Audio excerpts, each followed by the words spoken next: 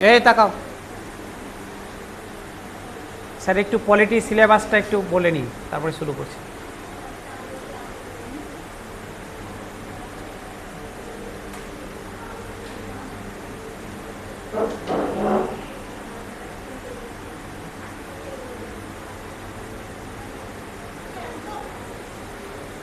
তাকাও স্যার, এইদিকে তাকাও। পলিটিতে কি কি আমাদের আছে? বৈচিত্র্য, আমরা দুটো ক্লাসে বৈচিত্র্য কভার করলাম, ঠিক আছে।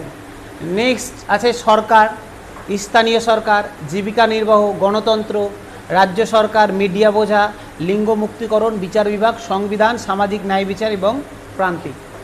এখানকার মধ্যে একমাত্র এই যে সংবিধান চ্যাপ্টারটা দেখতে পাচ্ছ, এটাই আমাদের বড় জায়গা।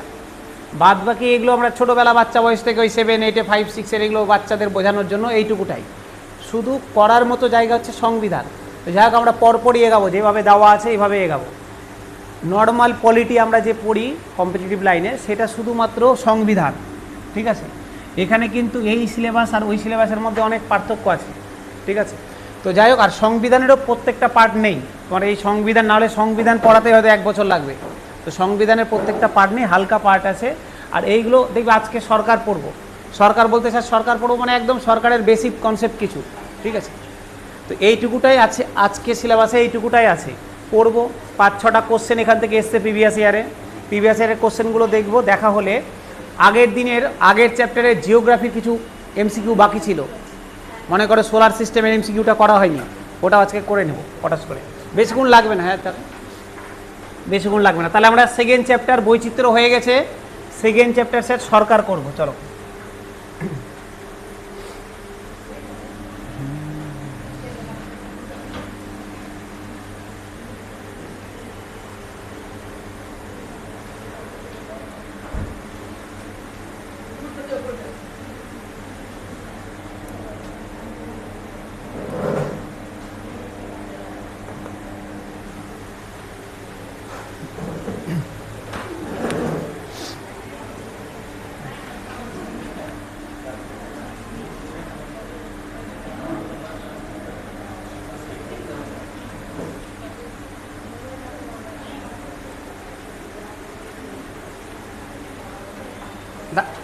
তাড়াতাড়ি তাড়াতাড়ি।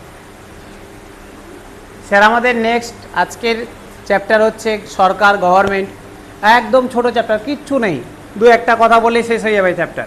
তারপরে বললাম, তারপরে এই চ্যাপ্টারের উপর কিছু এমসিকিউ এসছে, এমসিকিউগুলো সলভ করব। এমসিকিউ স্যার কোথায় এসছে? সিটেটে এসছে, ইউপি টেটে এসছে। সেই এমসিকিউ বেশি আসেনি, 5-6টা এমসিকিউ আছে, ওটা সলভ করব। তারপরে আমরা এটার উপরে এমসিকিউ হয়ে গেলে আগের দিন জিওগ্রাফির যেটুকুটা এমসিকিউ বাকি ছিল, সোলার সিস্টেমের পার্টটা বাকি ছিল, করানো হয়নি, ওইটুকুটা শেষ করব, তাহলে হয়ে যাবে। চলো আসি। বলছে সরকার কি? স্যার সরকার মানে গভর্নমেন্ট, একদম ঠিক স্যার। সরকার মানে স্যার গভর্নমেন্ট।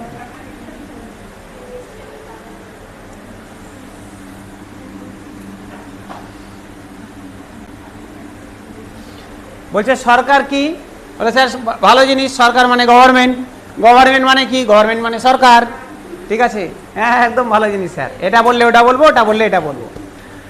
বলছে ক্লাস এনসিইআরটির ক্লাস 6, 7 আর 8 এই 3টা বইয়ের পার্ট এটা, ঠিক আছে। অল্প অল্প অল্প করে 3টা বই দেওয়া আছে। যদি বাড়ি থেকে এনসিইআরটি পড়ো, দেখবে একদম যেভাবে উদাহরণ দেওয়া আছে এনসিইআরটিতে সেভাবেই করবো। একটা চ্যাপ্টার আমাদের হলো, এখান থেকে হলো একটা চ্যাপ্টারের এমসিকিউ আমরা করলাম আগের দিন। তাছাড়া আমরা ইতিহাস বলছি, ভূগোলেরও কিন্তু আমরা একটা চ্যাপ্টার এমসিকিউ করে নিয়েছি। এইটুকুটা তো আমরা এমসিকিউ দেখে বুঝে গেছি যে একদম ডিরেক্ট এনসিইআরটি থেকে ওরা তুলে তুলে কোশ্চেন দেয়। উদাহরণ যেভাবে দেওয়া আছে, যেভাবে এনসিইআরটি বলেছে, একদম তুলে তুলে কোশ্চেন দিয়েছে। তো নিজের বাহাদুরি দেখানোর দরকার নেই, আমরাও যেভাবে এনসিইআরটি বলেছে আমরাও সেভাবেই এগাবো, ঠিক আছে। বলছে তুমি ধরো ক্লাস 6-এর একটা বাচ্চাকে বোঝাতে গেছো যে সরকার কি, গভর্নমেন্ট কি জিনিস বোঝাতে গেছো, কীভাবে বুঝাবে বলো তো দীপিকা? তোমাকে আমি জিজ্ঞাসা, তুমি ধরো একটা বাচ্চাকে বোঝাচ্ছ, বাবলু ইয়ে বসে আছে 5-6-এ পড়ে, ঠিক আছে, দেখে মনে হচ্ছে এরকমই, শুধু দাড়িটা কেটে দিতে হবে। তো ওকে ধরো বুঝাচ্ছ সরকার কি, কীভাবে বুঝাবে? ও জিজ্ঞাসা করলো তোমাকে সরকার কি,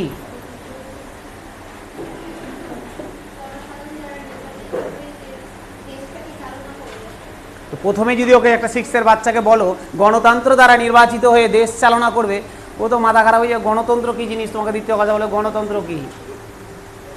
দেখো এনসিইআরটি একটা উদাহরণ দিচ্ছে, কি সুন্দর উদাহরণ, ভালো করে শুনবে। বলছে পেঁয়াজের দাম বেড়েছে, পেঁয়াজের দাম বেড়েছে,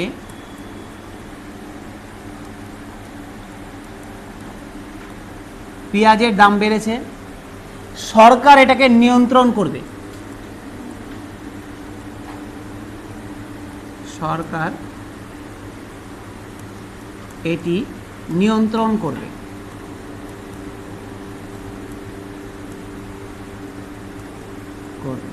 বোঝাচ্ছি এটাতে কি বোঝাতে চাইছে, এটা একটা কথা উদাহরণ দিয়েছে।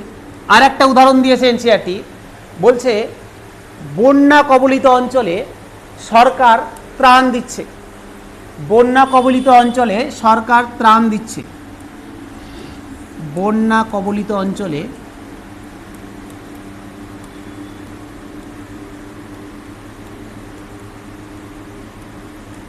বন্যা কবলিত অঞ্চলে সরকার ত্রাণ দিচ্ছে,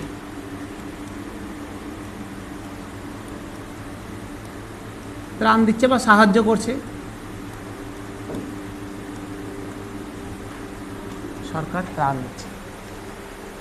দেখ বলছে পেঁয়াজের দাম বেড়েছে, সরকার এটাকে নিয়ন্ত্রণ করবে, বন্যা কবলিত অঞ্চলে সরকার ত্রাণ দিচ্ছে।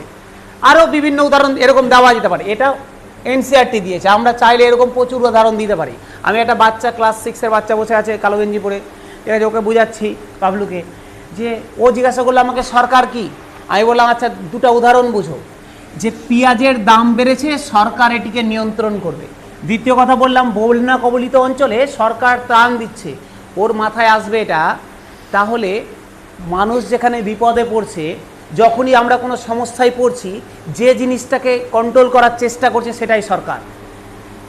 বলছে দেখো, বলছে কে এটাকে নিয়ন্ত্রণ করছে, সরকার। বলছে মার্কেটে পেঁয়াজের দাম বেড়ে গেছে, মার্কেটে পেঁয়াজের দাম বেড়ে গেছে, সরকার এটাকে কমানোর চেষ্টা করছে, ঠিক আছে। বলছে বন্যা কবলিত অঞ্চলে সরকার ত্রাণ দিচ্ছে, যাদের বাড়িঘর ভেঙে গেছে, যাদের বাড়িঘর ডুবে গেছে, তাদেরকে সরকার বাড়িঘর করে দিচ্ছে, সাহায্য করছে, এটাই সরকার। যারা করছে সেটাই সরকার। বোঝা গেল সরকার কি জিনিস। তুমি যদি প্রথমেই বলতে যাও যে স্যার গণতন্ত্রের মাধ্যমে সাধারণ জনসাধারণ দ্বারা নির্বাচিত হয়ে এসছে, তাহলে বলে স্যার হয়ে গেল সরকার। তাহলে এইটা দেখে এই দুটো উদাহরণ দেখে বাচ্চাটার এইটুকুটা তো ক্লিয়ার হলো যে সরকার হচ্ছে আমাদের দেশেরই কোনো একটা পার্ট, যারা আমাদের দেশের বিভিন্ন সমস্যা যখন পড়ে তখন তারা সাহায্যের হাত বাড়ায়। এবার আমি ধীরে ধীরে করে বাড়বো।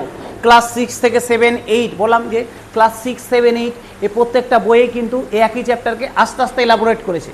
আমি 6-এ আছি, 7-এ যাবো, আস্তে আস্তে এবার ওকে বোঝাতে চেষ্টা করব যে শুধু এটা তো তোমাকে বোঝানোর জন্য বলেছি সরকার কি, এবার সরকার কিভাবে গঠন হয়, কত প্রকারের সরকার আছে, এগুলো ধীরে ধীরে যখন বাচ্চারা বড় হচ্ছে তখন আমরা বোঝানোর চেষ্টা করছি। তাহলে প্রথম এই কচুটা বোঝা গেল। আচ্ছা, দ্বিতীয় কথা এনসিইআরটি যেটা বলছে যে একটা দেশ কিছু নির্ণয় নেয় আর কিছু কাজ করে। একটা দেশ দুটো ফাংশন চালায়, বলছে কিছু নির্ণয় নেয়, একটা দেশ কিছু নির্ণয় নেয় আর হচ্ছে কিছু কাজ করে। বলছে দেশের কিছু নির্ণয় আছে, দেশ দেখো এখনো সরকার না, ওই বাচ্চাটাকে সরকার বোঝানোর চেষ্টা করছি। আমি প্রথমে দুটো এক্সাম্পল দিলাম, একদম যেভাবে এক্সাম্পল দিচ্ছি স্যার খাতা তো সেভাবেই লিখে রাখবে। দুটো এক্সাম্পল দিলাম, সেকেন্ড ওকে বলার চেষ্টা করছি, বাচ্চাটাকে বোঝাচ্ছি যে দেশের দুটো কাজ, দেশ কিছু নির্ণয় নেয়, কিছু ডিসিশন নেয় দেশ, আবার দেশ কিছু কাজ করে। এবার বলছে, ও জিজ্ঞাসা করছে আমাকে কি নির্ণয় নেয়, কি দেশ ডিসিশন কি নেয়, আমাকে জিজ্ঞাসা করছে দেশ কি কাজ করে। আমি বলছি দাঁড়াও, এই যে রাস্তা তৈরি করবো, ওকে বলছি তোমার বাড়ির সামনের দিক দিয়ে যে রাস্তা হবে, এই রাস্তাটা তৈরি করার পরিকল্পনা কিন্তু দেশ নিয়েছে। দেশ এই রাস্তাটা বলছে দেশ কি জিনিস, আমি ওকে বোঝাচ্ছি আমার অ্যাকচুয়ালি উদ্দেশ্য হচ্ছে ওকে সরকার কি সেটা বোঝানো। আমি তার জন্য বলছি যে তোমার বাড়ি, এই যে বাড়ির সামনের দিক দিয়ে যে রাস্তাটা বানাচ্ছি, এই রাস্তাটা তোমাকে দেশ বানাচ্ছে, দেশের মধ্যেই রাস্তাটা বানানো হচ্ছে। তাহলে এটা দেশের নির্ণয় যে রাস্তা বানানো হবে। রাস্তা বানানো হবে। বলছে ওই বাচ্চাটাকে বলছে তুমি স্কুলে এসছো, ওই যে স্কুল, এই যে এরকম আরও স্কুল বানাতে হবে, এটা দেশের নির্ণয় যে আমি এরকম অনেক স্কুল বানাবো, এরকম সরকারি স্কুল প্রচুর বানানো হবে, এটা দেশের একটা ডিসিশন। তাহলে স্কুল বানানো হচ্ছে, স্কুল বানানো হচ্ছে, এটা একটা দেশের নির্ণয়। ঠিক আছে, এইরকম প্রচুর নির্ণয় দেশ নিচ্ছে যে আমি স্কুল বানাবো, রাস্তা বানাবো, হসপিটাল বানাবো, ঠিক আছে, রেশনের চাল দিব, এরকম প্রচুর দেশ নির্ণয় নিচ্ছে। এবার এটাই যখন দেশ, এটারই আউটকাম যখন এটাই দেশ করছে প্র্যাকটিক্যালি, তখন আমরা ওটা বলছি কাজ। দেখো রাস্তা বানাবো, আমি বললাম, বাচ্চারা বলছে আমি দেশের, ও জিজ্ঞাসা করছে সরকারের কাজ কি, আমি বললাম সরকারের কাজ বোঝার জন্য তোমাকে দেশ বুঝতে হবে। বলছে দেশের কাজ কি, দেশ হচ্ছে নির্ণয় নিতে পারে, দেশ কিছু কাজও করে। বলছে কেমন নির্ণয় নেয় দেশ, বলছে তোমার রাস্তা বানিয়ে দিবে দেশ, রাস্তা বানাবে। বলছে দেশ স্কুল বানাবে, ও এবার বলছে যে আমি রাস্তা বানাবে, রাস্তা দিয়ে কী হবে, বলছে কী হবে, এরই অ্যাপ্লিকেশন হচ্ছে কাজ। বলছে তুমি যখন রাস্তা বানাবে, এই রাস্তা দিয়ে বাস পরিষেবা যাবে, এই রাস্তা দিয়ে ট্রেন পরিষেবা হবে, এখান দিয়ে মেট্রো যাবে, তার জন্য রাস্তা দরকার। তো রাস্তা বানাবে যে, এটা হচ্ছে দেশের নির্ণয়, আর ও যে ট্রেন পরিষেবা দিল, এটা হচ্ছে দেশের কাজ। ও যে ওখান থেকে বাস পরিষেবা চালাচ্ছে, এটা হচ্ছে দেশের কাজ। মেট্রো যে তৈরি করলো, এটা দেশের কাজ। এবার বাচ্চারা মাথায় দেখো, তাহলে এখান থেকে কাজে যদি আসি, তাহলে আমি ট্রেন পরিষেবা চালু হলো, মেট্রো পরিষেবা চালু হলো, মেট্রো পরিষেবা চালু হলো, বাস পরিষেবা চালু হচ্ছে, এগুলো দেশ এক একটা কাজ করছে। বলছে এইগুলো দেশ এক একটা কাজ করছে, যে মেট্রো পরিষেবা চালু করছে, বাস পরিষেবা চালু করছে, ট্রেন পরিষেবা চালু করছে, এগুলো কাজ করছে দেশ। তাহলে তখন বাচ্চাটা বলল আচ্ছা, তার মানে এখান দিয়ে রাস্তা হবে, এটা দেশ আগে ভেবে রেখেছিল, তারপরে এর উপর দিয়ে গাড়ি চালাবে, তাহলে আমাদের যাতায়াতের সুবিধা হবে। বলছে হ্যাঁ। বলছে তাহলে এটা করছে কে, বলছে দেশ করছে। এবার দেশ তো, এবার ও তো বলবে দেশ তো মাটি, দেশ তো একটা বাচ্চা, 6-এর বাচ্চা, দেশ মানে কি, দেশ মানে মাটি, দেশকে চালাচ্ছে। তখন এবার কোশ্চেন হচ্ছে, এই দেশকে চালাচ্ছে সরকার। বলছে এই দেশকে নিয়ন্ত্রণ করছে, এই দেশকেই চালাচ্ছে সরকার। এই যে এতক্ষণ ধরে যা বললাম, সেইগুলো দেশই করছে, কিন্তু দেশকে চালাচ্ছে কে, নিয়ন্ত্রণ করছে কে, কাদের দ্বারাই দেশ চলছে, বলছে সরকারের দ্বারা দেশ চলছে। বোঝা গেল, বলছে সরকারের দ্বারা দেশ চলছে। লিখে নাও।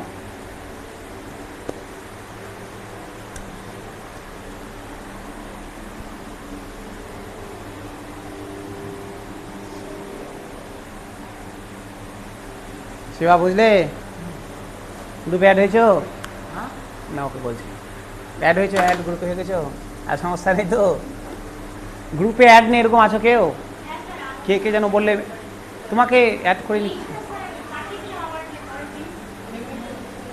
আচ্ছা ঠিক আছে, যাওয়ার সময় দেখছি। হ্যাঁ হ্যাঁ, ধ্রুব না, হ্যাঁ ঠিক আছে, বোঝা গেল স্যার, কারো সমস্যা নেই পর্যন্ত। আচ্ছা, এবার বলছে স্যার এখান থেকে বলো তো আমাদের কত ধরনের গভর্নমেন্ট চলে, সরকার কত ধরনের চলে, বলবে স্যার আমাদের 2 ধরনের চলে, একটা ভালো সরকার, একটা ছেঁচড়া সরকার। তো সেটা তো না, আমাদের কয় ধরনের সরকার চলে, 2 ধরনের। কি কি স্যার, কেন্দ্র সরকার, রাজ্য সরকার। ভালো কথা স্যার, কিন্তু আমাদের বাচ্চাকে বোঝানোর জন্য বলছে আমাদের 3 ধরনের সরকার চলে। বলছে কি স্যার, বলছে একটা ন্যাশনাল মানে কেন্দ্রীয় সরকার, একটা রাজ্য সরকার, একটা লোকাল গভর্নমেন্ট, একটা হচ্ছে স্থানীয় গভর্নমেন্ট। এই যে পঞ্চায়েত ব্যবস্থা, এই যে মিউনিসিপ্যালিটি, বলছে দেখো একটা পঞ্চায়েতে যে বসে আছে প্রধান, কেন 3টা হয়েছে, ভাগটা করি তারপরে বলছি। এটা মুছে দিলাম, হ্যাঁ এটা মুছে দিলাম।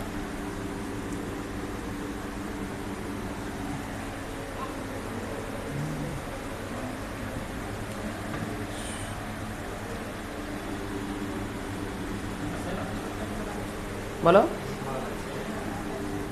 বলছে স্যার সরকার 3 ধরনের। কি কি, বলছে একটা হচ্ছে কেন্দ্রীয় সরকার, রাজ্য সরকার, আর একটা লোকাল স্থানীয়।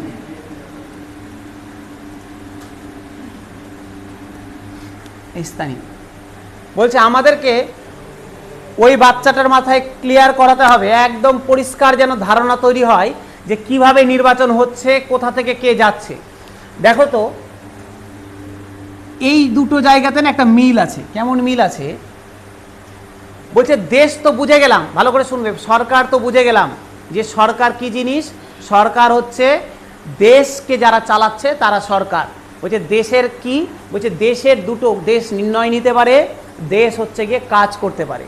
ঠিক আছে, আর এদেরকে পিছন দিক থেকে পুশ আপ যারা দিচ্ছে, যারা এদের হয়ে কাজ করছে, তারা হচ্ছে সরকার। এবার বলছে, কোশ্চেন করছে বাচ্চারা আবার যে সরকার তাহলে কত ধরনের।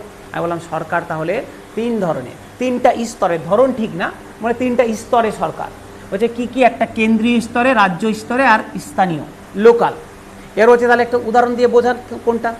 বলছে একটা জিনিস লক্ষ্য করো তো, যারা কেন্দ্রীয় বা রাজ্য এই দুটো সরকারের যারা পার্ট, তারা হচ্ছে রাজ্য সরকারের যারা পার্ট, তারা এমএলএ বলি তো আমরা, এমএলএ বলি, মেম্বার অফ লেজিসলেটিভ অ্যাসেম্বলি, আর এটাকে আমরা এমপি বলি, মেম্বার অফ পার্লামেন্ট, তাই তো। বলছে এরা হচ্ছে প্রত্যেকে আমাদের দ্বারা নির্বাচিত হয়ে গেছে, ভালো করে বুঝবে, এরা প্রত্যেকে আমাদের দ্বারা নির্বাচিত হয়ে গেছে। তারপরে এদের দ্বারা আরেকজন মুখ, যেটা আমাদের রাজ্যের হোক বা দেশের হোক প্রতিনিধি, তাদেরকে রিপ্রেজেন্ট করছে তারা। সে দেশের ক্ষেত্রে হলে প্রধানমন্ত্রী হবে, রাজ্যের ক্ষেত্রে হলে মুখ্যমন্ত্রী হবে। বলছে আমরা তো ডিরেক্ট মুখ্যমন্ত্রীকে নিয়োগ করতে পারি না, বা আমরা ডিরেক্ট প্রধানমন্ত্রীকেও নিয়োগ করি না। আমরা কি করি, আমরা একটা প্রতিনিধিকে, আমাদের এলাকার একটা প্রতিনিধিকে আমরা চুজ করি। সেটা কেন্দ্রের হলে এমপি হয়, রাজ্যের হলে এমএলএ হবে। এবার তারা ভোট দিয়ে তাদের মধ্যে এবার ডিসিশন হবে যে কে মুখ্যমন্ত্রী হবে, কে প্রধানমন্ত্রী হবে। তাহলে এটা কিন্তু আমাদের নিজের হাতে নেই ডিরেক্ট। কিন্তু স্থানীয়তে যে থাকছে, প্রধান হচ্ছে আমাদের পঞ্চায়েতে যে প্রধান হচ্ছে, তাকে তো আমি ডিরেক্ট ভোট দিচ্ছি।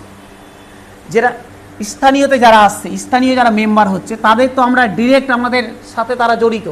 এদের সাথে কিন্তু আমরা ডিরেক্ট অঙ্গ প্রত্যঙ্গভাবে জড়িত না, এদের সাথে ডিরেক্ট না। আমি একজনকে ভোট দিয়েছি, এমএলএ করেছি, এমএলএ গিয়ে আবার তাদের মধ্যে থেকে চুজ করেছে যে হ্যাঁ মুখ্যমন্ত্রী হবে, তাদের সাপোর্টে একজন মুখ্যমন্ত্রী হয়েছে। আমরা এমপি চুজ করেছি, এমপিদের মধ্যে থেকে আবার ওদের মধ্যে থেকে ঠিক হয়েছে যে প্রধানমন্ত্রী কে হবে। একই রকম কিন্তু স্থানীয় যারা আমাদের যে পঞ্চায়েত ভোট হচ্ছে, আমরা এখানে ডিরেক্ট বুঝে যাচ্ছি যে আমাদের এলাকাতে এই যে 5টা ক্যান্ডিডেট, এদের মধ্যেই প্রধান হবে, আমরা এর মধ্যে থেকে এদেরকে ভোট দিচ্ছি। ঠিক আছে, তো এইটার সাথে আমরা ডিরেক্টলি কানেক্টেড, কিন্তু এদের সাথে আমরা ডিরেক্টলি কানেক্টেড নই। মানে কানেক্টেড কিন্তু ডিরেক্টলি নয়, অঙ্গ প্রত্যঙ্গভাবে একদম জড়িত নই। ঠিক আছে, তো এইটা বলছে তাহলে সরকারের স্তর আমাদের 3টি, কেন্দ্রীয়, রাজ্য, স্থানীয় সরকার, লোকাল গভর্নমেন্ট। ঠিক আছে, এই যে স্থানীয় সরকার, লোকাল গভর্নমেন্ট, এর ধারণাটা কোথা থেকে এসেছিলো জানো? লোকাল গভর্নমেন্টের ধারণা, এটাকে বলা হয় ডিসেন্ট্রালাইজেশন অফ গভর্নমেন্ট। এর ধারণা কোথা থেকে এসেছিল? ফার্স্ট কোথায় ধারণা এর বলা আছে? Local government, local self government. যারা হিস্ট্রি পড়েছে তাদের জানা উচিত, লোকাল সেলফ গভর্নমেন্টের ধারণা ফার্স্ট বলা আছে আমাদের কোথায়? রাজস্থানে তো লাগু হলো পঞ্চায়েত ব্যবস্থা। কোথায় জানা আছে স্যার? এক তো আমাদের অফিসিয়ালি ফার্স্ট বলা হয়েছে লর্ড রিপনের সময়, লর্ড রিপনের সময় ফার্স্ট অফিসিয়ালি বলা হয়েছে, কিন্তু তারও আগে আমাদের ধারণাটা দেওয়া ছিল। কোথায় স্যার? চোল বংশে। চোল বংশে লোকাল সেলফ গভর্নমেন্ট, এই যে স্থানীয় সরকার, আমরা আজকে যে পঞ্চায়েত সিস্টেমের উপর দাঁড়িয়ে আছি, এই পঞ্চায়েত ব্যবস্থা কিন্তু চোল বংশে ফার্স্ট এর কনসেপ্ট। আমরা যখন অ্যানসিয়েন্ট হিস্ট্রি তোমরা পড়ছো, স্যার পড়াচ্ছে, দেখবে ওখানে চোল বংশ বলে একটা বংশ আসবে। এই চোল বংশেই প্রথম লোকাল সেলফ গভর্নমেন্ট, এই পঞ্চায়েত ব্যবস্থার ধারণা দেওয়া হয়েছিল। তারপরে লর্ড রিপনের সময় ধারণা নেওয়া হয়েছে, তারপরে লর্ড রিপন থেকে ওখান থেকে আমরা ডিরেক্ট আমাদের সংবিধানে নিয়ে এসেছি। তাহলে ফার্স্ট এই ধারণাটা, স্থানীয় গভর্নমেন্টের ধারণাটা নেওয়া হয়েছিল চোল বংশে, চোল বংশ। নেক্সট এসছে এখান থেকে লর্ড রিপন,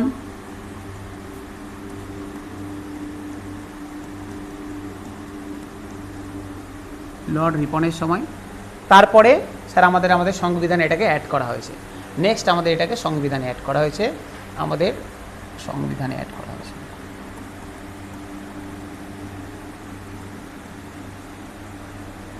সংবিধানে অ্যাড করা হয়েছে। ঠিক আছে, ঠিক আছে।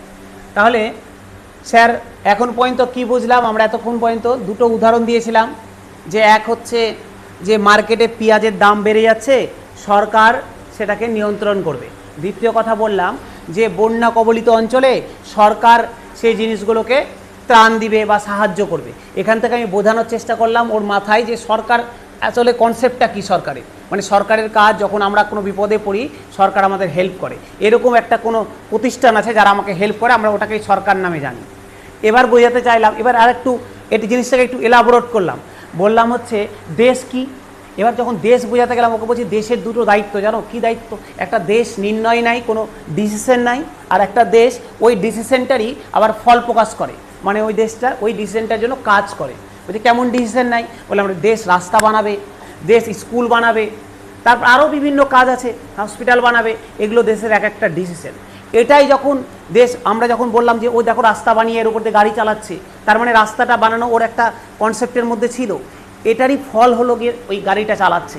যদি ওই কনসেপ্টটা না আসতো গাড়ি চালাতে পারতো না। তাহলে গাড়ি চালাচ্ছে, ট্রেন চালাচ্ছে, মেট্রো চালাচ্ছে, এগুলো হচ্ছে তার এক একটা কাজ দেশের। এবার বলছে তাহলে দেশ তো এগুলো করছে ঠিক আছে, কিন্তু দেশের কে করছে, কে দেশটাকে চালাচ্ছে? তখনই আমি ওকে বললাম যে সরকার চালাচ্ছে এটাকে, এই সরকারটাই দেশকে চালাচ্ছে। তখনই বলছে তাহলে সরকারের কটা স্তর? আমি বললাম সরকারের 3টা স্তর, কেন্দ্রীয় স্তর, রাজ্য স্তর আর স্থানীয়, এই 3টা ভাগে ভাগ করা হয় সরকারকে। বলো ঠিক আছে, খুব ভালো কথা। বলছে সরকার এবং আইন, নেক্সট হচ্ছে সরকার এবং আইন। বলছে কী জিনিস সরকার এবং আইন?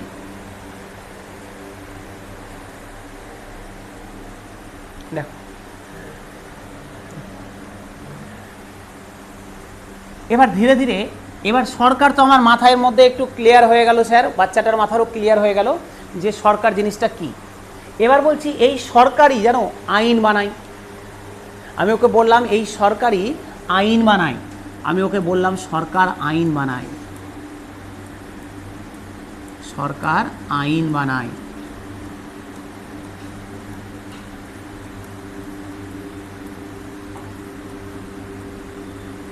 সরকার আইন বানায়। এবার ওর তো মাথায় কোশ্চেন, সরকার আইন বানায়, তাহলে আইন কি জিনিস? বলছে আইন কি জিনিস? এবার আমি যদি ওকে বলতে লাগি স্যার আইন কি জিনিস, পড়ো আমাদের, চলো সংবিধানের আর্টিকেল, আইন কি জিনিস, চলো আইপিসির ধারা পড়তে লাগো, বাচ্চা বলবে থাক হয়ে গেল গল্প আমার পড়াশোনার। তাহলে বলো, এবার বলছে সরকার আইন বানায়। বলছে সরকার তো আইন বানায়, তার সাথে সাথে এই আইনটাকে কার্যকরীও সরকার করে, বানায়ও সরকার, কার্যকরী করার দায়িত্ব সরকারের। তাহলে আইনটাকে কার্যকরী করার দায়িত্ব বা লাগু করার দায়িত্ব সরকারের, এটাকে লাগু করার দায়িত্ব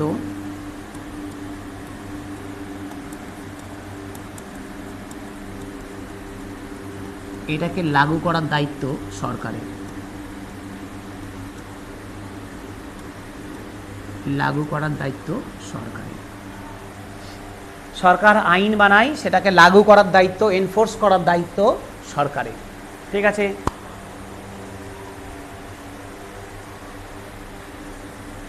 আচ্ছা এবার গল্প দাঁড়ালো, ঠিক আছে বাচ্চাটাকে তো বলে দিলাম, আমি বাচ্চাটাকে বোঝানোর চেষ্টা করছি যে আজকে আমরা সরকার এবং আইন পড়ব। ও তো প্রথম কোশ্চেন আইন, সরকার না হয় আগের দিন বুঝে গেছি সরকার কি জিনিস, আইন কি জিনিস নতুন জিনিস। ওকে এবার জাস্ট ঢোকার চেষ্টা করছি আইনে। ওকে বললাম জানো সরকার আইন বানায় এবং এটাকে লাগু করার দায়িত্ব, এটাকে রক্ষা করার দায়িত্ব সরকারের। এবার ও জিজ্ঞাসা করবে আচ্ছা কি জিনিস? বললাম ঠিক আছে একটা উদাহরণ দিই, চলো বুঝতে পারবে কি জিনিস। একটা উদাহরণ দিই। বলছে গাড়ি চালানোর জন্য লাইসেন্সের প্রয়োজন হয়। বলছে আইন কি জিনিস আমি বোঝানোর চেষ্টা করছি উদাহরণ দিয়ে। বলছে যে গাড়ি চালায় তার লাইসেন্স প্রয়োজন হয়। বলছে গাড়ি চালানোর জন্য লাইসেন্স লাগে, গাড়ি চালানোর জন্য, গাড়ি চালানোর জন্য লাইসেন্স লাগে।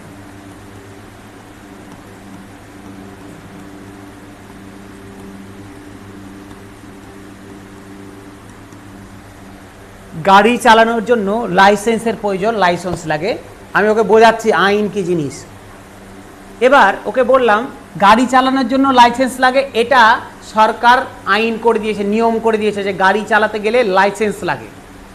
বলছে এই যে লাইসেন্স লাগছে এটা এই যে লাইসেন্সটা লাগছে, এটা লাগবেই গাড়ি চালাতে গেলে। বাচ্চাটাকে বোঝাচ্ছি যে গাড়ি যদি চালায়, যে যারা গাড়ি চালাচ্ছে, মোটরসাইকেল চালাচ্ছে, 4 হুইলার চালাচ্ছে, তাদের লাইসেন্স লাগবে। বলছে এটা কে ঠিক করলো? বলছে এটা সরকার ঠিক করলো। আর এই যে ঠিক করলো এটাই আইন। এই যে ঠিক করলো লাইসেন্স লাগবে, এটা আইন। এবার ও বলছে যদি আমি না মানি আইন, না মানলে তাহলে দেখো কি হয়। ওকে বলছি এই যেখানে একটা ব্যক্তি আছে, এ একটা ব্যক্তি, এ একটা ব্যক্তি, বলছে এ লাইসেন্স বানায়নি, এমনি গাড়ি চালাচ্ছে। বলছে এর কাছে লাইসেন্স নাই, এর কাছে লাইসেন্স নাই, এর কাছে লাইসেন্স নাই।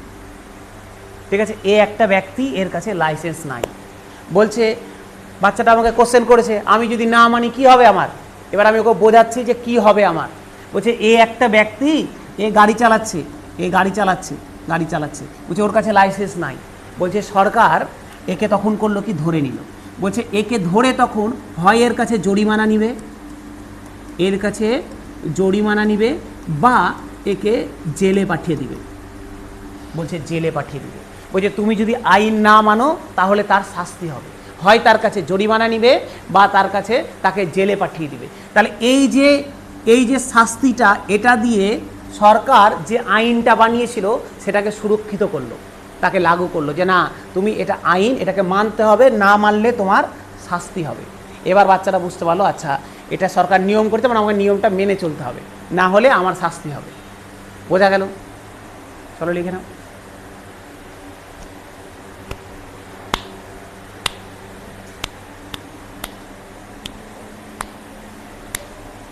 এই অনুপম লিখো।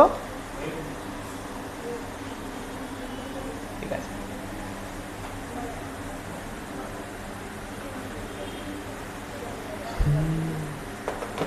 পরে আসি, চলো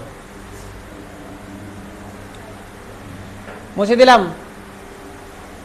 মুছে দিলাম।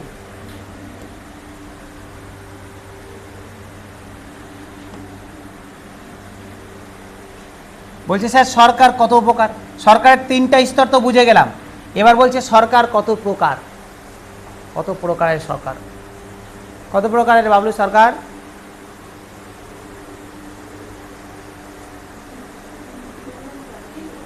3 প্রকার। কি কি?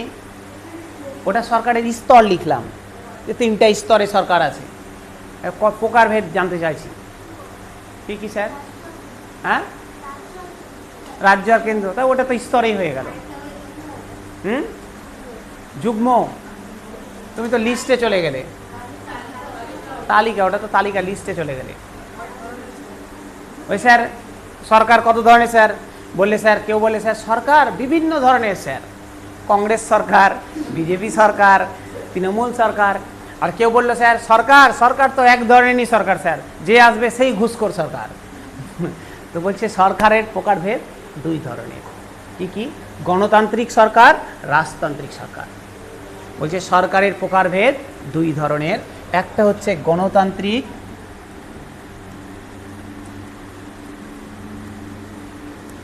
গণতান্ত্রিক সরকার,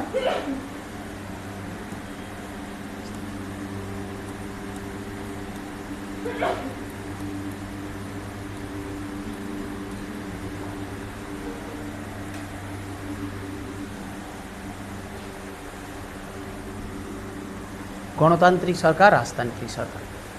ঠিক আছে, এবার প্রশ্ন স্যার, আবার প্রশ্ন আসছে ওই দিক থেকে, গণতান্ত্রিক কী জিনিস, রাজতান্ত্রিক কী জিনিস। একটা একটা করে এবার বুঝবো যে গণতান্ত্রিক কী জিনিস, রাজতান্ত্রিক কী জিনিস। ঠিক আছে, আমি তো বলে দিলাম বাচ্চাকে যে সরকার 2 প্রকারের হয়, একটা গণতান্ত্রিক সরকার হয়, একটা রাজতান্ত্রিক সরকার হয়। এবার আমাকে পট করে প্রশ্ন ছুড়ে দিল যে গণতান্ত্রিক সরকার কী জিনিস, রাজতান্ত্রিক সরকার কী জিনিস, আমাকে বলেন। আমি বললাম ঠিক আছে চলো বলছি। গণতান্ত্রিকটা বোঝানোর চেষ্টা করছি প্রথমে, গণতান্ত্রিক সরকার কী জিনিস।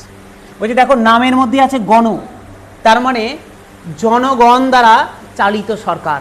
ওকে বললাম গণ, গণ মানে আমরা, জনগণ, জনগণ দ্বারা যে সরকার চালিত হয় সেটা হচ্ছে গণতান্ত্রিক সরকার। তাহলে আমি এখান থেকে বলে দিলাম যে 1 নম্বর হচ্ছে জনগণ দ্বারা যারা চালিত হয়, জনগণ দ্বারা চালিত,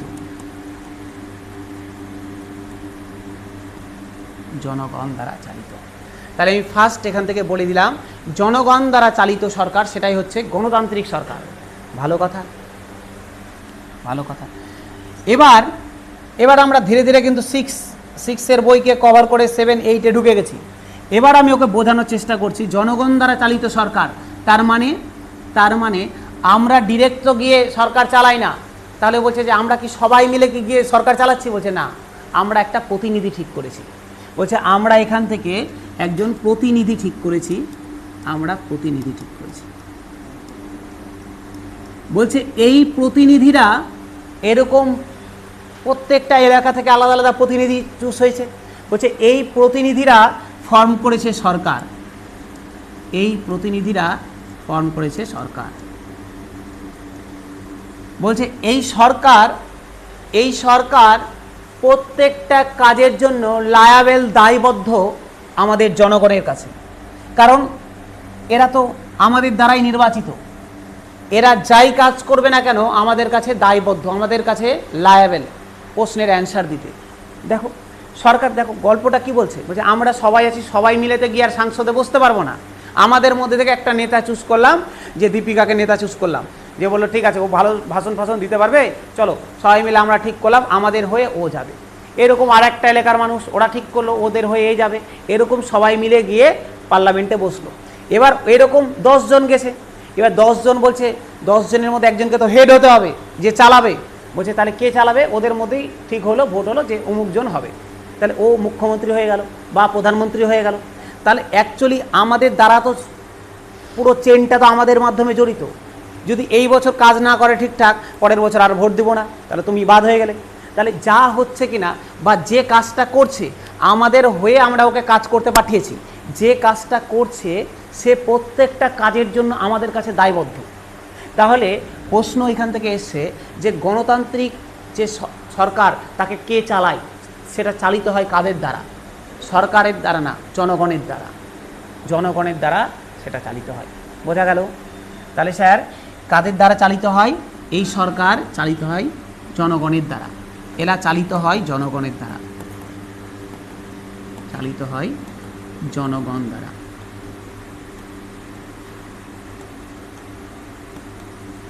চালিত হয় জনগণ দ্বারা। তাহলে এই সরকার চালিত হয় জনগণ দ্বারা। ঠিক আছে, বোঝা গেল? এরা যা ডিসিশন নেবে, যা কাজ করবে, আমরা এখন স্যার ভাবতে পারো যে যা কাজ করবে তা তো আমাদের কথা শুনে করে না, সেটা তো আলাদা ব্যাপার। কিন্তু হিসাব মতো যে ফর্মে আমরা সরকার গঠন করেছি তাদের তো তাই করা উচিত। আমাদের যেটা দরকার সেই হিসাবে এরা কাজ করবে। ঠিক আছে, এবার সবই ঠিক আছে। বলছে এই ধারণাটা, এই যে গণতন্ত্র, এই যে গণতন্ত্রের ধারণাটা এত সহজে কিন্তু আমাদের দ্বারা আসেনি।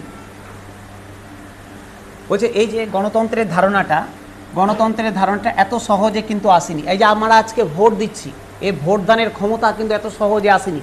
এর পিছনে অনেক দিনের লড়াই আছে। বলছে অনেক দিনের লড়াই আছে, একটা দুটো লড়াই নাই, বহুত বছরে, গোটা পৃথিবীর ইতিহাসে বহুত বছরের লড়াই আছে। বলছে ভারতবর্ষের 1931 সাল, 1931 সাল স্যার, 1931 সালের একটা গল্প বলি।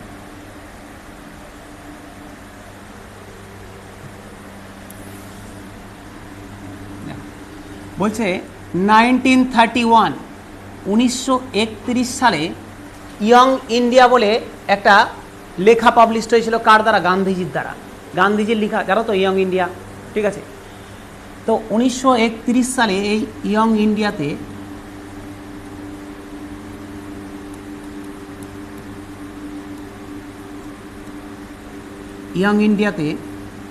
কে পাবলিশ করেছিল স্যার? এটা রাইটার গান্ধীজি।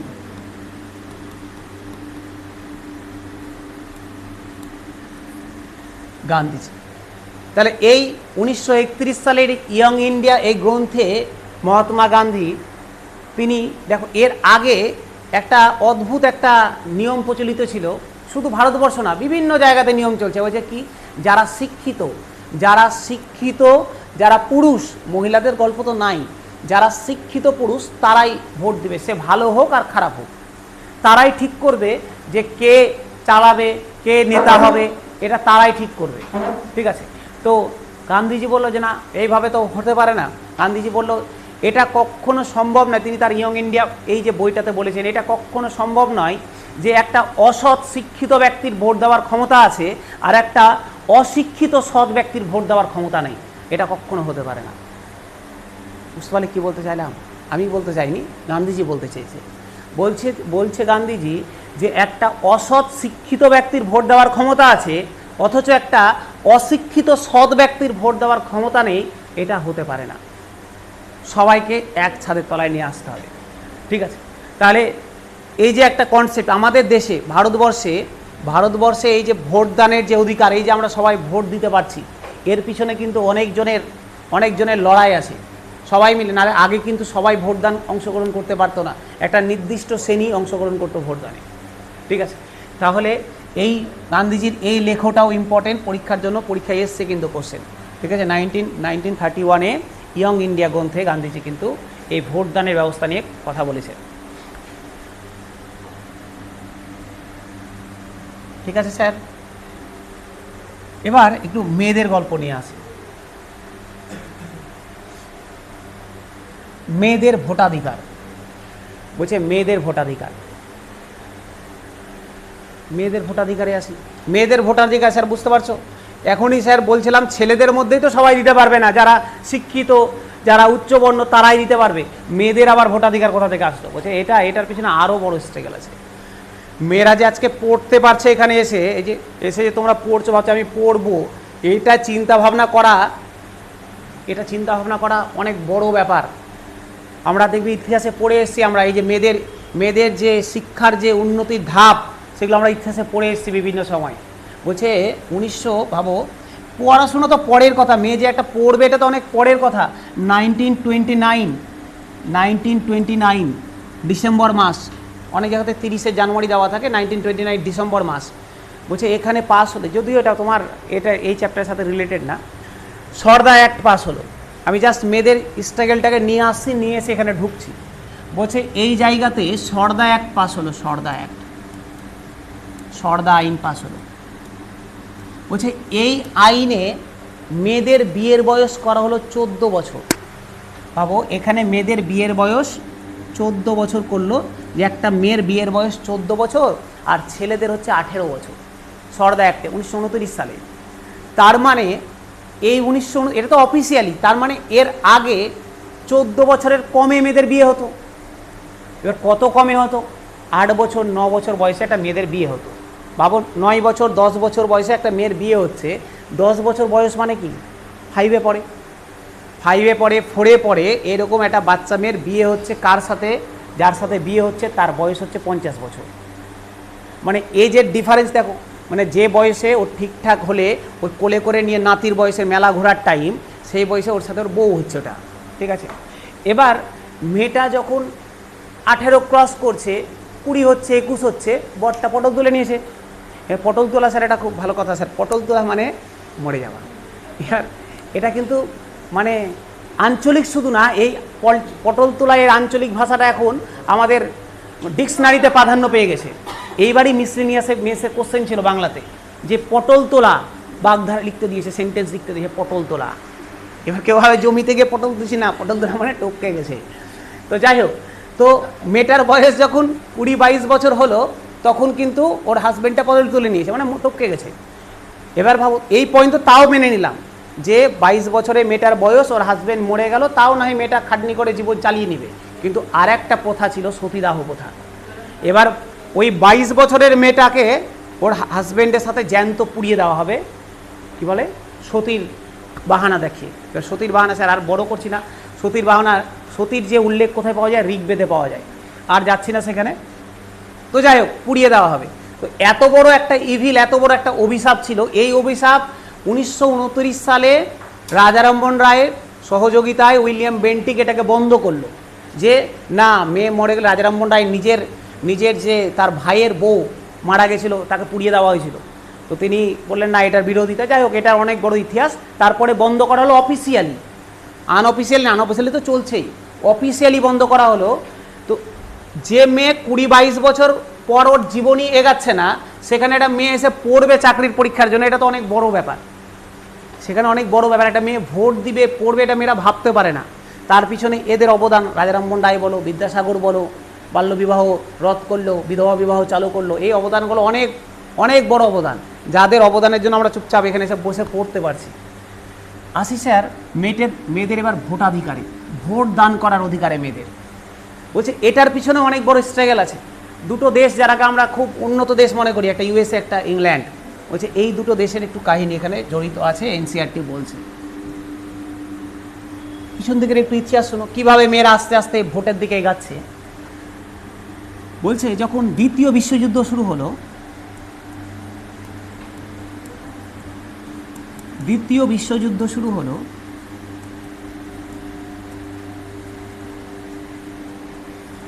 যখন দ্বিতীয় বিশ্বযুদ্ধ শুরু হলো, যত কাদের কথা বলছি আমরা এখানে পড়ছি মেনলি ইউএসএ আর হচ্ছে ইউকের কথা, ঠিক আছে? এই দুজনের কথা আমাদের এনসিইআরটি এদেরকে রেফারেন্স হিসাবে দিয়েছে, আমরা এদের কথা নিয়েই পড়ছি।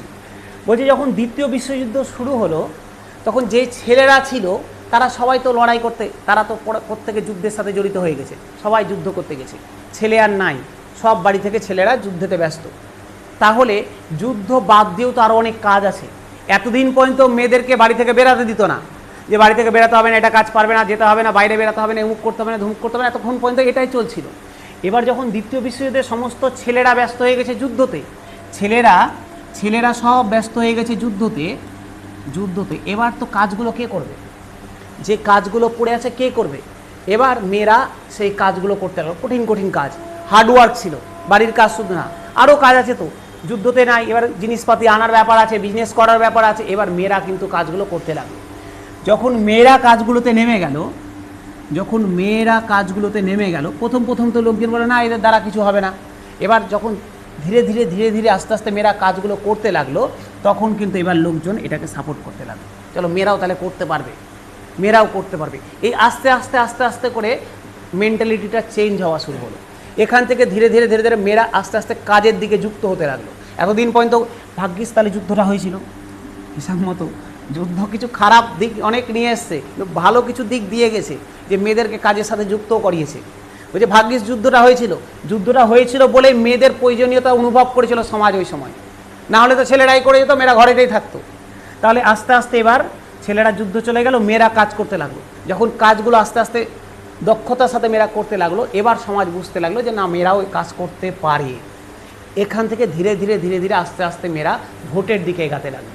এবার ভোটাধিকার ক্ষমতা কখন এসছে স্যার? ইউএসএতে ভোটাধিকার ক্ষমতা এসছে 1920 সালে ইউএসএতে মেয়েরা ভোট দেওয়ার অধিকার পেয়েছে।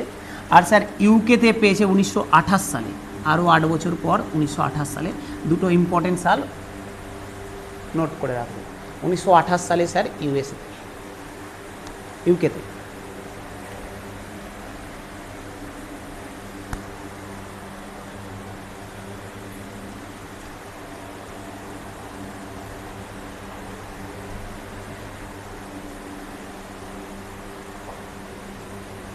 সমস্যা নেই, ক্লিয়ার তো? এইটুকুটাই স্যার, বেশি কিছু নাই। এবার বলো গোটা চ্যাপ্টারে যা যা পড়লাম, কারো যদি কোনো এক ফোঁটা সমস্যা থাকে বলে নাও, যদি না থাকে স্যার পট করে। হ্যাঁ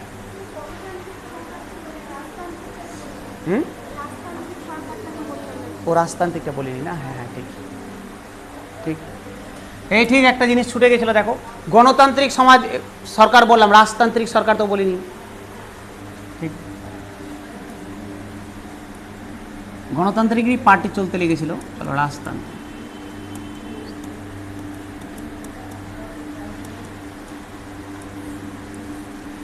বলছে এই নাম শুনেই বুঝতে পারছো স্যার, রাজতান্ত্রিক মানে রাজা বা রানী, শুধু রাজা না, রাজা বা রানীর দ্বারা চালিত, রাজা বা রানী।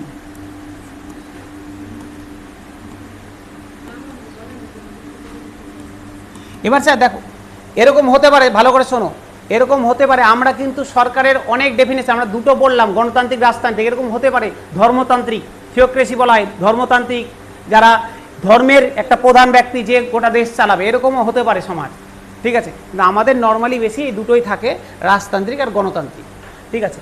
তো রাজা বা রানীর দ্বারা চলবে। এদের সমাজটা কেমন চলবে দেখো, এরা কিন্তু একটা পরিষদ তৈরি করবে, মানে মন্ত্রীদেরকে নিয়ে বা ওর যে সভায় যারা উপস্থিত আছে তাদেরকে নিয়ে একটা পরিষদ বানাবে, একটা সভা বানাবে, সভা। এই সভা রাজাকে অ্যাসিস্ট করবে, রাজাকে সহযোগিতা করবে ডিসিশন নিতে। এই সভায় রাজাকে সহযোগিতা করবে ডিসিশন নিতে। এই সভায় এরাই রাজাকে সহযোগিতা করবে।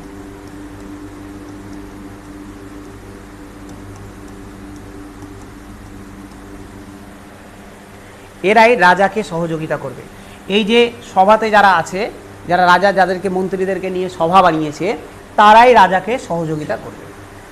আচ্ছা, এবার এরা যে ডিসিশন দিল সেটা কিন্তু মানতে বাধ্য না রাজা। রাজা ইচ্ছা হলে শুনবে, না ইচ্ছা হলে শুনবে না।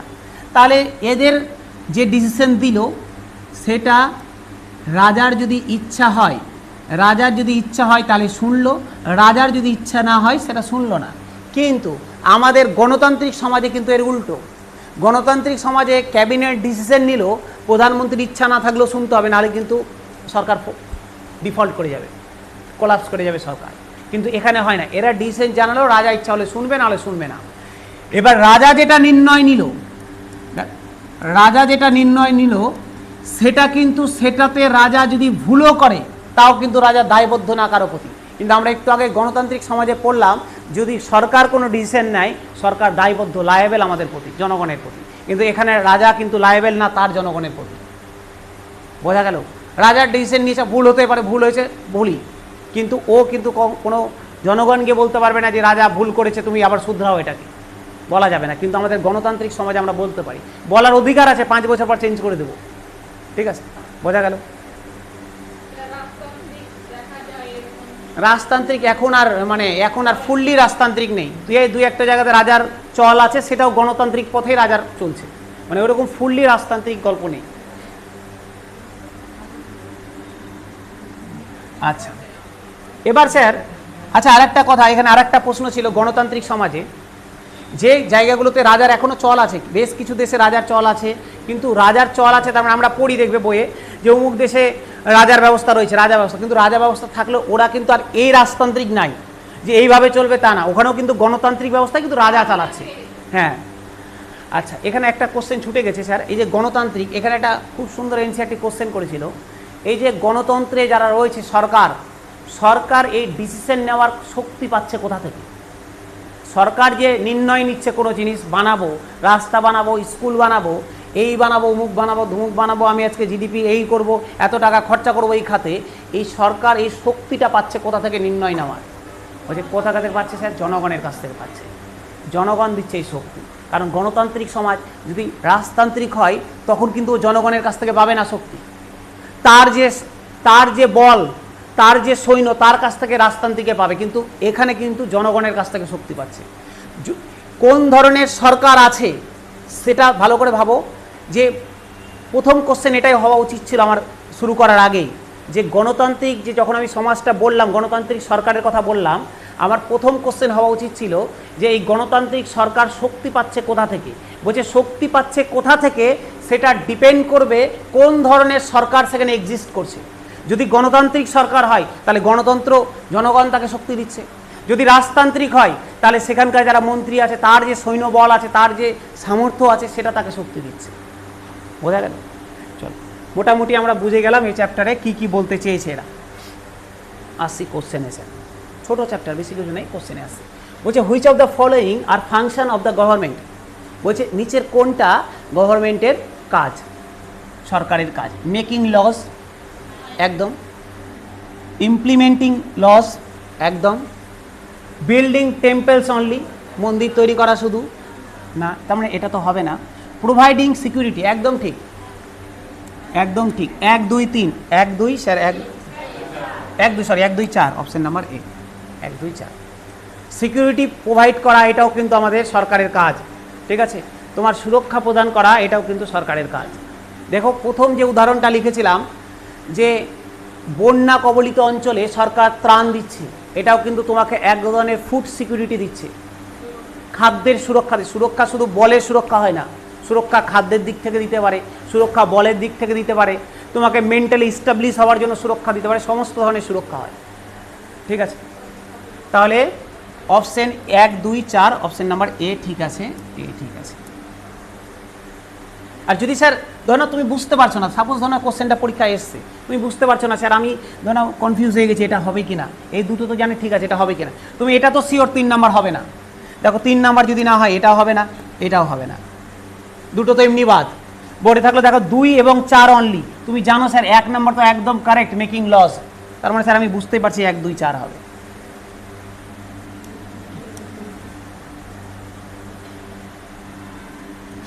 দেখো বলছে identify the incorrect statement about the need for a government, যেটা ভুল সেটাকে বের করতে বলেছে। চলো, government maintains law and order, একদম ঠিক আছে। Government only works during election, দেখি অন্যগুলো পড়ে। গভর্নমেন্ট রিজলভ ডিসপুটস, একদম ঠিক আছে। গভর্নমেন্ট প্রোভাইড এসেন্সিয়াল সার্ভিসেস, একদম ঠিক আছে। এটা স্যার শুনতে ঠিকই, শুনতে ঠিকই, কিছু করার নেই যে গভর্নমেন্ট শুধুমাত্র ইলেকশনের সময় কাজ করে, কিন্তু সেটা তো আর বাচ্চাকে বোঝানো যাবে না। তো যাই হোক, আমাদের এখানে স্যার অ্যান্সার হয়ে যাবে অপশন নাম্বার বি। হ্যাঁ তাই তো করছে।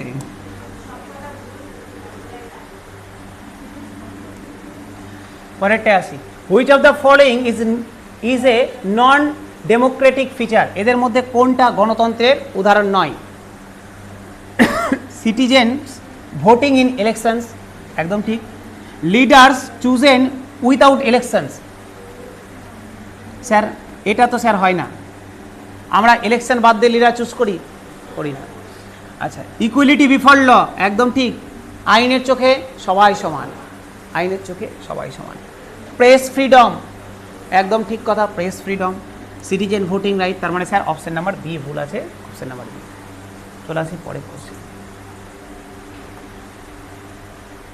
Which services is provided by the government in both rural and urban areas? Only temples, only factories, water and electricity, private vehicles? বলো। অবশ্যই sir water and electricity. Temple, মন্দির বানানো তো সরকারের কাজ না যে সব জায়গাতে বেরিয়ে বেরিয়ে মন্দির বানিয়ে বাড়াবে। অনলি ফ্যাক্টরিজ, এটাও গভর্নমেন্টের কাজ না। হ্যাঁ, ভোট পাবে না, ঠিক আছে। আর একটা কথা, যে টেম্পল বা ফ্যাক্টরি বানানো সরকার নিজের ফান্ড থেকে বানাতে পারে, কিন্তু সেটা অনলি কাজ হতে পারে না, কেবলমাত্র সরকারের দায়িত্ব সেটা হতে পারে না, ঠিক আছে। আর যদিও আমাদের দেশের সেকুলারের ফার্স্ট ডেফিনেশনই হচ্ছে সরকারের কোনো ধর্ম থাকবে না, ঠিক আছে, একদম সেকুলারের ফার্স্ট ডেফিনেশন যে ধর্ম থাকবে না। 5 নম্বরে আছে sir, which of this best explain why rules are needed in a society? বলছে একটা সমাজে নিয়ম কেন প্রয়োজন, তার জন্য কোন অপশনটা একদম ঠিক? টু মেক পিপল অ্যাফ্রেড, মানুষজনকে ভয় দেখানোর জন্য। টু কন্ট্রোল ক্রিয়েটিভিটি, মানুষের ক্রিয়েটিভিটিকে কন্ট্রোল করার জন্য। To ensure justice and order, to give power to the rich. বুঝতে পারছি স্যার অপশন নাম্বার সি, ঠিক আছে, যে আমি জাস্টিস এবং অর্ডার নিয়ে আসবো আমাদের সোসাইটিতে, তাই আমাদের নিয়ম প্রয়োজন।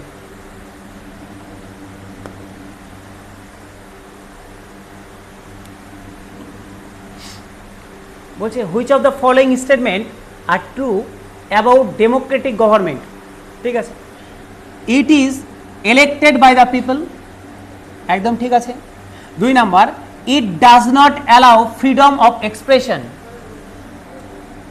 ফ্রিডম অফ এক্সপ্রেশনকে করে না? অবশ্যই করে। ফ্রিডম অফ এক্সপ্রেশন কত নাম্বার আর্টিকেল জানা আছে কারো? Freedom of speech and expression 19-এর কত? 19-এর 1-এর 1-এর 1-এর। আচ্ছা, people have the power to remove it through election.